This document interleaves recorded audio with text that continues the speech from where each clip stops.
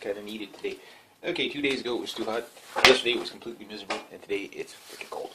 And there's about an extra inch or two of snow on the ground. Yeah, I know. All right, so anyway, some people don't understand what Agenda 21 is and how it works, and that they don't call it Agenda 21 anymore. They call it all these different development projects. Now, in the name of environmentalism, how it works is this. In 1992, in Rio de Janeiro, they had the Earth Summit. Now, many countries signed on to this insane idea of sustainable development, which the buzzwords sound very good. They, sustainable, find fault with sustainable development. But the way it's to be implemented is basically, it's not from a top-down approach as much from a bottom-up approach.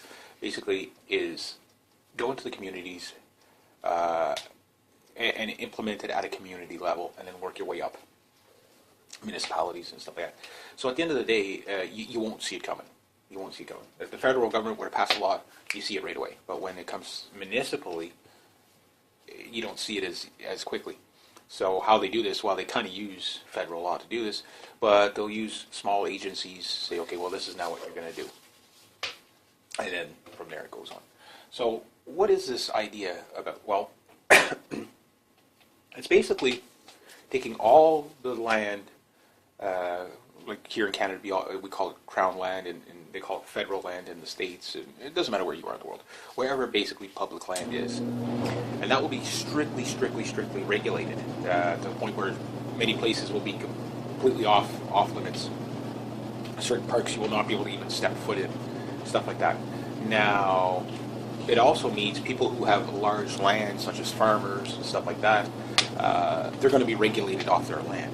And I'm going to get to how they're doing it. And they've been doing it for like this for a good while, but it's more noticeable now because of how much they've accomplished. So what you have is you have all these little agencies and people working in the government that are just doing their jobs. They don't see the bigger picture. They're just compartmentalized, and they don't see the bigger picture of what effects their job actually has. I have enough friends that work in the federal government and provincial governments to know that, okay, well, here's the new regulation. Okay, here's the new regulation. Just file the paperwork and there you go. They don't question anything. It's not that they don't care. It's just they don't think of it. They don't think of it that way. Nobody thinks of them working for, sinister forces. And I'm not saying all government is sinister. Yes, the problem is government is not open and transparent. Everything is a secret hidden agenda, so to speak. And that when you find out after it comes out, you're told you oppose it. Oh, but it's going to take us years to get rid of it. And we'll use British Columbia, for example. They didn't want the GST. They brought in the GST. They had a referendum to get rid of it. And, it's going to take us forever because we've already taken the money. And, they could bring these things in overnight, but, it's complicated to get rid of it. We have to do, that's the storyline. Rather than just, okay, get rid of it. People don't want it. But that's going to change because people are like, no, we don't want it. The other thing is the progressive tax, okay? The progressive tax is designed to make everybody poor, except for those who are tax exempt, such as big enterprises and huge companies that play well with the government, or the government plays well with. Those people, they're tax exempt. Or tax so low that you might as well say that they're tax exempt. And how are they tax exempt? Well, they might pay taxes, but then they get all these grants from the government. Okay, well, we'll give you $100 billion here, $100 million there, 80 million over there, whatever you need. So you might as well call that subsidized. It's subsidized. It's not even not paying tax or subsidized. So it's even worse, for the taxpayer in a lot of sense, because people won't mind that if it's something that is for the public, like a public works project that is strictly for the public. But what we find is that a lot of these, a lot of money just seems to go into a lot of politicians' pockets, into CEOs' pockets, and the people see none of it. And at the end of the day, they end up paying more for the service that they should have because it's not transparently regulated. But the people that work there typically, again, they're not going to question whether what they're doing is wrong or right. They're just going to, it's a job, right? And I get that. I'm not, So, but that's where ultimately you really have to reach people. Like, I mean, I have friends that work in the government. I'm like, okay, well, that's fine, but what do you do all day? If you think about it, what you're doing is basically working on ways to take away liberties and freedoms from people, or make their life more expensive. I mean, yeah, you need some of this stuff if you really want to have a modern, functional society, sure, but it's got to be everything in moderation. And the problem is government has grown way too big for its boots, and it cannot live on its diet, and so it needs to gorge, and how it does that is it has to exploit people. Anybody who has, that's at this level, not up here, they got to, basically monopolize power and wealth and assets. So how do they do that? Well, you got to go to the staple of every society in history around the world, and that's your farmers. Without farmers, we starve. Let's go back to way before we had these things called, modern government and stuff like that. All the socialism and all this stuff. If you go back to the natives, okay, 500 years ago, they lived off the land. They foraged. They didn't really grow that much stuff. They basically hunted and they foraged, okay, which was very, very tough way to live. Very sustainable in a lot of ways, but an extremely tough way to live. The Europeans come in and they farm, but the problem is they were farming on land they had never worked before, and it wasn't just, okay, take our seeds, put them in the ground, and we'll be fine. It was, the land didn't work here. You had to, there was no good topsoil. You had to, you had to start from, you had to start your scratches from scratch. You know what I'm saying? So they do this, and people made a go of it. And they, at the time, they were allowed, I think here in Canada it was like 1.6 acres or something like that. The king said, every settler will get, wherever we tell them they can go. This is why you'll probably find small towns in Canada, and like places like in the States, where it's like how did this town get settled? Why are they way back in the middle of, by the stream, by the rock, by the trees, and by the bush? Well, what they did is said, okay, here's a plot. You want to move from that country, here you go. You come here, but you got to work the land, and that's what they did. And they made a go of it. As you know, a couple of, 10 generations later, 15 generations later, people are sitting in modern homes and stuff like that. They don't even think about where their food comes from. It's just not even a concept that they can grasp. That every store or restaurant or whatever is basically 3 days.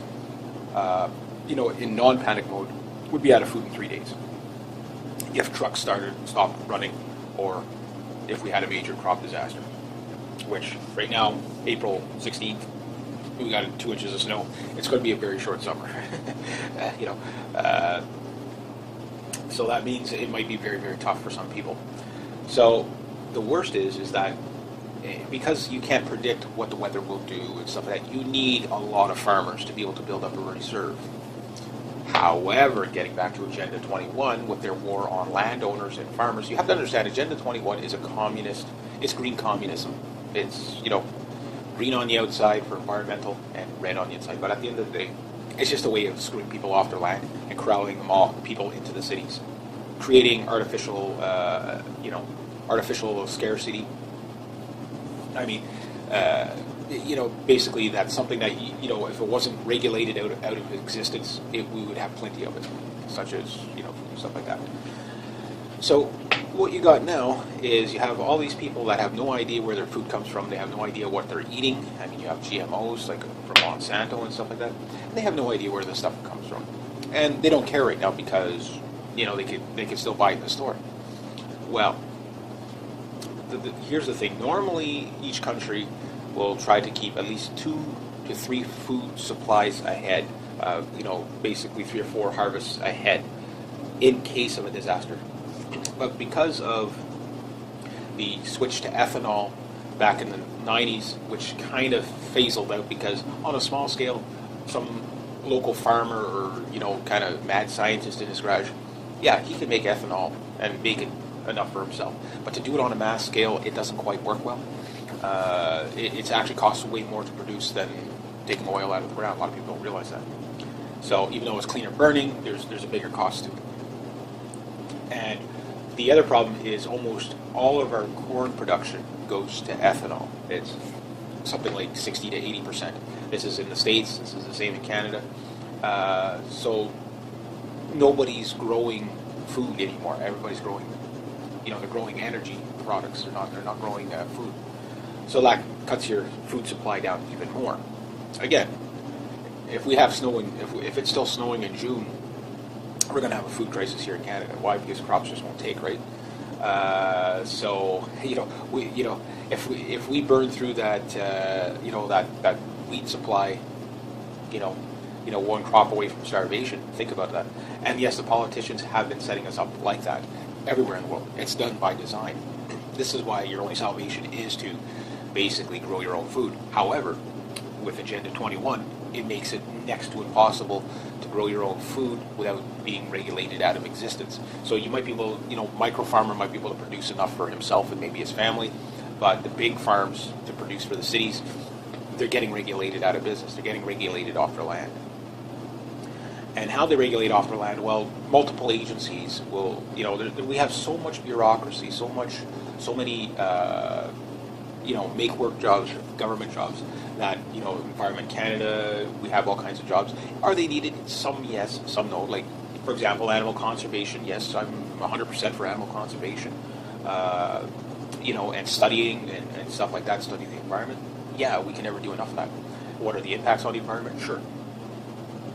But a lot of stuff is just done on automation. Basically, here's a code violation. We're not going to give it any second thought. We're just going to, either charge this guy or basically, or basically just, regulate him off the land. And that's what's happening to farmers. And when you talk to farmers, like, they're getting out of it because it's just too expensive. They can't make any money. And because they can't make any money, they usually end up either working till they go bankrupt. And once they go bankrupt, they have to sell their farms for pennies on the dollars. And of course, land development comes in, and it doesn't matter if it's a real estate or if it does, or resource-based development. They come in and they regulate these guys off the land so that when they want to develop the land in the future, they can, and there's nobody there to oppose them. And that's how they do it, and that's how they've been doing it for decades, for at least 100 years. So in the year 1900, we had 30 to 40%. I can't remember the exact number, but it was a ridiculously high number of farmers in Canada. Now, granted, we didn't have the industry we have. Okay, fine, fair enough. People want better jobs, different jobs, easier work. Fine, no problem. But at the end of the day, what do we have? Well, we have people now. There's only maybe 3% or less of Canadians are actual farms. There's only about 3% left. So we have 3% of farmers feeding the entire a population that's almost 10 times the size it was in the early 1900s, maybe not quite, or at least double the size anyway. There's about 8 to 10 million people at the time. Now we're 33.5. In the States, kind of the same thing. It's the population has grown. So you have all these people that don't know how to farm or do anything like that, and then all the people that do know how to farm are getting out of it or regulated off their land. And what's happening in Nevada, some people are like, well, I don't support the rancher because he's a rich rancher and he's basically freeloading and stuff like that. And I don't think people are looking at it the right way. The goal is to regulate this guy off his land, the same as they did the other 53 to 54 farmers that were there. Just because this guy has, at the time, he's going to be off his land. Apparently last night some people were arrested. I don't know if this is true or not. Well, I'll find out. Sure, the news happens so fast you can't keep up to it anyway. But you have this rancher. Okay, now this is in the States and not in Canada, but the play is the same. So you have all these other ranchers that have basically were too poor to be able to fight back against the government, saying, "Oh, look, we've complied. And as soon as we comply, you come up with another rule that we can't." It's just tightening of that screw, right? And eventually it'll snap. And what happens is they either lose the farm. And again, so some people say, oh no, see the energy projects that they had with the ENN Chinese Communist government. The fact that they're doing deals with the Chinese Communist government blows my mind. But, well, it doesn't actually, because NAFTA was designed to build up China anyway. So at the end of the day, you've got this guy who does have enough money to fight back for now. But at the end of the day, it's simple. His cattle will be killed. They're either going to be starved out because they can't get to the grazing lands that that's disputed, and he's going to go out of business. Oh, we have a beef shortage in the country. Oh, why? Well, the farmers are running out of business. I guess we'll just have to bring in all our meat from China and Mexico, and all that's happening as we speak. There's no conspiracy here. This is what's happened, and that's the same way with all the poultry now is pretty much going to be coming from China. I mean, the same people that put lead paint in kids' toys. Yeah. So, yeah, but people for the masses, they don't care, and that's the worst part, because at some point they're going to be regulated out of something. They're going to care, and it's going to be too late. It's going to be too late to do anything about it. So we see how they're regulating this now here in Canada. They don't send SWAT teams to kick you off your land, but that's basically what they did in Nevada. I came down a little hard on Cenk in a previous video. I apologize for that, because I think he covered it a little bit more fairly last night from making this video, but the day before he was I thought he was being an asshole. But I think he did bring up some good points. Yes, okay, well, technically it's not his land, that's fine. But the agreements do go back, and to me, a deal's a deal. You know what I mean? You've had this deal forever and a day for generation after generation, and all of a sudden, oh, well, you can't do that anymore. It's like, okay, well, this is not... it'd be different if, the federal land was private land. It's not private land, it's for everybody. Now, some people say, well, what gives him the claim to right to it? Well, the thing is what he could, for example, there were other ranchers using this land, okay? But it's just they were regulated out and didn't have the money to fight back. So it wasn't just him using this land. I mean, it was farmers in the area using this land, public using it. People probably dirt bike through there. People probably, go and, go hiking and do all kinds of stuff on this land. He doesn't own this land, and that's not what he's trying to do. But his cows need those resources, water, stuff like that. Why? So that people could have, food supply, a food source. But that's being regulated away. Now, what's going to happen to these cows? They're just going to die from malnutrition while they're in the care of the BLM, for sure. Now, of course, he's gotten the cattle back, but this is not over. At the end of the day, he loses his farm. The land gets cleared. The government gets what they want. But what's the loss? Well, the real loss is not that we saved some turtle or something like that. What the real loss is that now we have to rely on China, Mexico, and other places, and big corporate, big agro. If this was a Monsanto farm, there would be no problem with it. Think about it that way. If it was a Monsanto farm, it would not be regulating this anymore at all. They wouldn't even have noticed it, because at the end of the day, the facts are pretty clear that it is not about endangered turtles. It had nothing to do with that at all. The BLM, they're executing 1,400 of these turtles because they can't afford to feed them, rather than just let them go back into their natural habitat. So here they are, well, they're an endangered turtle, well, we can't take care of them, so we're going to kill them off. Yeah, actually, I wonder why they're so-called endangered. Yeah, government. Okay, well, it looks like it's the crows that are killing off these turtles. Okay, well, there's tons of crows in the world. Put a bounty on crows. You'll save the turtles. It's called checks and balances. Well, you see, as a trapper, I kind of understand that. But anyway, this is the problem with big government. They're not paid to think properly. They're just paid to follow orders, right? And that's what you got. So you got these armed, again, I can understand a park ranger with a pistol on his, for a sidearm. Bears, cougars, they can attack you. You're out in the desert, there might be snakes, there could be all kinds of things. And if you're in that environment, you kind of need to be safe. You need to have something. Now, the standoff, right away, you've got these are probably, like Afghanistan and Iraqi veterans that come back home, and there's, they're going to get security work, and this is what they're going to get. So you got these guys with AR-15s, M16s, 308 battle rifles, some real hardcore for protests, okay? Oh yeah, but they were armed. Yes and no. The civilians weren't, the people that were moving on the line and on the horses, they weren't armed. There was a couple of militia groups there because the sheriff wouldn't step in, kind of playing referee. They were staying up on the bankment. Now, at the end of the day, you have the bureaucratic agency threatening to shoot people, and they did. We're talking women and children, unarmed people. They were going to shoot unarmed people if they crossed the line. Fortunately, they didn't, and hopefully some of those guys behind the triggers say, okay, I'm doing this for a paycheck to kill some farmers that are protesting. Wrong is wrong is wrong. There's nothing you can do to say that, okay, well, the BLM had to do this because, no. They made the situation much worse. People didn't go get their weapons until they seen the SWAT team thugs, basically paramilitary guys showing up, on behalf of a bureaucrat. Now, people say, yeah, but the land agency needs money and they need funding, and this guy wasn't paying and he wasn't paying. They had it tied up in courts, okay? And, they could have kept it tied up in court for a good while. But at the end of the day, it just shows how the government has to use force to get what they want.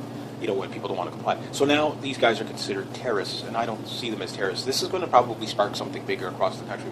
What I would think is probably farmers may go on a strike in solidarity, say, okay, well, we're not going to go there, put our lives in danger, and I can't make it there, and I can't leave my farm, but however, we're going to raise the beef prices 3 times.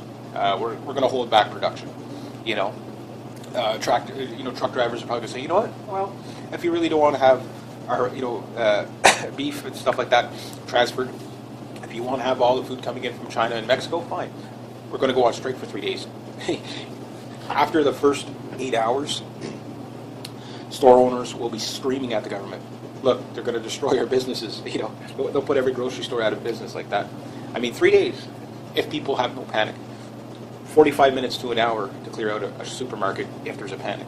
There's enough example. Hurricane Katrina, the food bank card that went down last, in Georgia last November or whatever. People cleared out the store very quick. So think about that if you have a farmer's strike, if you have, Now I want to get back to here in Ontario, okay? Whether you agree with this Clive Bundy guy or not is not really the story. It's the guys that you got to really look at is the other 54 ranchers, or 52 or 53, the 50-plus ranchers. They got regulated off their land, okay? So again, maybe the solar panel, the first solar energy project isn't going to go through, but something else, maybe it's going to be a shale gas, maybe it's going to be whatever, but there's nobody there anymore. Say, no, you can't do that near it. Now, they weren't going to do it in his area, but he was, the way the rules were working is that either he's in that area, okay, it's a zoning thing, okay, either he's in that area or you have that big energy project in the area, you can't have both. Which is kind of dumb. If they wanted to put, solar panels there or wind turbines there, that's one thing. Now, yes, that deal got kiboshed for now. Why? Because if it's not popular, the governments are patient. They can wait. Okay, well, we won't do it this year, but maybe in 5 years, when we've cleared all the farmers away from the land, the nearest complaint's going to be 100 miles away. Of course, they're going to be able to pull this off, right? And it's what they do to the natives. It's what they do to everybody. The only places that they don't do land development is where people, put up too much of a stink, right? Because they try, this is nothing new. Now, people say, yeah, but it benefits us. Well, it does and it doesn't, because at the end of the day, if you're selling out your country to foreign investors, you're losing control over your resources. It's the problem we have here in Canada. We've lost so much.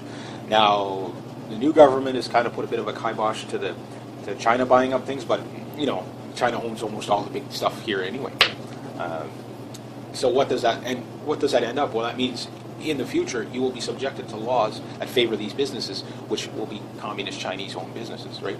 So, and this is going on all over the states. I've already touched on the free trade zones, the Chinese free trade zones. It's how they're going to get payback for U.S. debt. They're going to basically say, look, we took $4 trillion of your debt. Give us land. We don't want your money, and that's what's going to happen. Now, the other thing is here in Ontario, we had the Greenbelt, and the Greenbelt was basically the most lush farmland in Ontario. It still kind of is, but it's slowly being eroded away by housing development. Why? Because, we've got to put houses here. You don't put houses on the most lush farmland. But again, why are the farmers disappearing? Well, simple. They're being regulated off their land. So at the end of the day, here we are saying, in the name of green communism, we're basically okay with, because we have too many cows and they fart too much, and the methane gas and all this BS.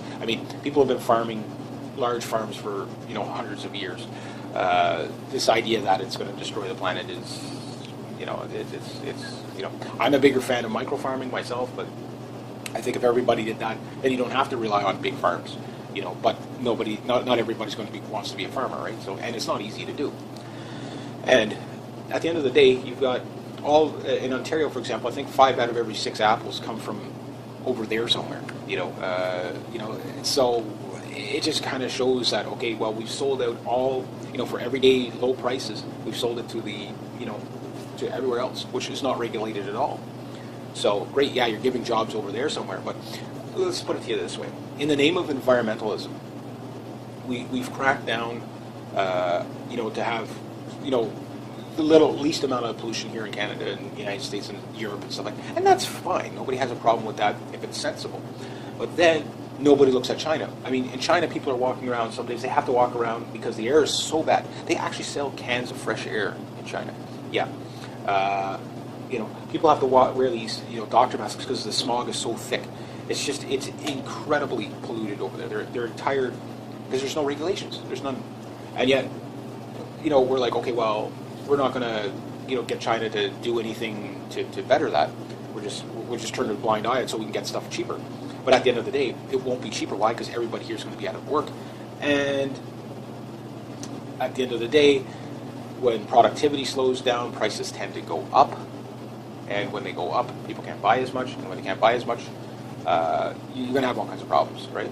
So, with the economic problems in the States, one of the best ways to fix it is getting people back working on farms again. But, I guess they just can't figure that out. It's too simple. The thing is that you have all this pollution over there, and we're, they're undercutting the labor here. At the end of the day, that pollution ends up over here eventually anyway. So who wins, right? Who wins? So yeah, it's a war against farmers. It's to clear the land for big project developments and to corral everybody into the cities. And people say, no, that's conspiracy, but it's working very well. It's working very well. Sustainability is very, very difficult with an overregulated. Again, if this was a Monsanto farm, there wouldn't even be a question about it. It's think about that. So that's what it is. It's a monopoly grab. It's a power grab. It's basically that's how you clear. It doesn't matter what agency they use to clear the land or what excuse they use. Again, if you can comply with all the codes as a farmer, okay, and you've complied with all the codes as a farmer, okay, and you've paid all the fees and everything like that, and then they decide to up the fees again, okay, you pay it again. They up the fees again. You pay it again. A lot of people don't understand that's what they do to the farmers. It's to regulate them off the land so that, this corporation over here, like Monsanto, wherever it comes from, it's all big government bullying its way. And I think people are going to get fed up with that pretty soon because they are getting fed up with it. But when they get fed up with it, the only tactic that the government has is to send jackbooted thugs to go and enforce their rule. So the people you really have to get through to is the law enforcement, the military, the jackbooted thugs, and say, hey, look, this is just not right. I don't care if it's law. If it's immoral, it's not a law. And that's one thing people need to start realizing, that yes, you can speak out against bad laws. Most laws come in not because people want them, because at the end of the day, you don't have a say. Think of the last law you got to vote to come in. Exactly. At the end of the day, it's maybe a handful of about 500 people that are at the top of your country. In Congress, it's about 500 and some odd people. In Canada, Parliament's 300 and some, plus the Senate's about another 100. Those are basically the people that make the laws of your country. And then you've got a few Supreme Court, judges. These are bureaucrats, and then you've got, policing bureaucrats, then you've got environmental agency bureaucrats, and these bureaucrats can also kind of manipulate the system. But the problem with bureaucrats is they're not elected, they're appointed, and they can come up with laws, and they're not accountable. And that's what needs to change. Once you start putting people accountable for stuff, people become more honest. So I guess I'm going to leave it at that. I'm babbling now, but there is, make no mistake, Agenda 21 is full swing. This is an example of it. The Bundy Ranch is a huge example of it. And it's just, a scratch of the surface. If you've been following my channel, you get the idea of how, how the dirty politics. The gameplay is really simple. It's use whatever means to get the people off the land so that they can do whatever they want with it. And at the end of the day, you think of, like, for example, most of our resources here in Canada, the people don't really have full control over it. If they did, we'd be much more profitable, people-wise, and more independent, and we wouldn't have to rely on China for stuff coming in, But we've regulated that all away, and that's, another problem for another time. But anyway, I'll leave it at that. So rate, subscribe, share, comment, and like. Okay, hi, and welcome. Okay, that's kind of going good. Yeah, it's kind of needed today. Okay, 2 days ago it was too hot. Yesterday was completely miserable, and today it's freaking cold. And there's about an extra inch or two of snow on the ground. Yeah, I know. All right, so some people don't understand what Agenda 21 is and how it works, and that they don't call it Agenda 21 anymore. They call it all these different development projects. Now, in the name of environmentalism, how it works is this. In 1992, in Rio de Janeiro, they had the Earth Summit. Now, many countries signed on to this insane idea of sustainable development, which the buzzwords sound very good. Sustainable, find fault with sustainable development. But the way it's to be implemented is basically, it's not from a top-down approach as much from a bottom-up approach. Basically, is go into the communities and implement it at a community level, and then work your way up, municipalities and stuff like that. So at the end of the day, you won't see it coming. You won't see it coming. If the federal government were to pass a law, you see it right away. But when it comes municipally, you don't see it as quickly. So how they do this, well, they kind of use federal law to do this, but they'll use small agencies, say, okay, well, this is now what you're going to do. And then from there it goes on. So what is this idea about? Well, it's basically taking all the land, like here in Canada, we call it Crown land, and they call it federal land in the States. And it doesn't matter where you are in the world. Wherever basically public land is. And that will be strictly regulated to the point where many places will be completely off limits. Certain parks you will not be able to even step foot in, stuff like that. Now, it also means people who have large land, such as farmers and stuff like that, they're going to be regulated off their land. And I'm going to get to how they're doing it. And they've been doing it for like this for a good while, but it's more noticeable now because of how much they've accomplished. So what you have is you have all these little agencies and people working in the government that are just doing their jobs. They don't see the bigger picture. They're just compartmentalized. They don't see the bigger picture of what effects their job actually has. I have enough friends that work in the federal government and provincial governments to know that, okay, well, here's the new regulation. Okay, here's the new regulation. Just file the paperwork and there you go. They don't question anything. It's not that they don't care. It's just they don't think of it. They don't think of it that way. Nobody thinks of them working for, sinister forces. And I'm not saying all government is sinister. Yes, the problem is government is not open and transparent. Everything is a secret, hidden agenda, so to speak. And that when you find out after it comes out, you totally oppose it. Oh, but it's going to take us years to get rid of it. We'll use British Columbia, for example. They didn't want the GST. They brought in the GST. They had a referendum to get rid of it. And, it's going to take us forever because we've already taken the money. And, they can bring these things in overnight, but, it's complicated to get rid of it. We have to do, and that's the storyline. Rather than just, okay, get rid of it. People don't want it. But that's going to change because people are like, no, we don't want it. And the other thing is the progressive tax. Okay, the progressive tax is designed to make everybody poor, except for those who are tax exempt, such as big enterprises and huge companies that play well with the government, or the government plays well with.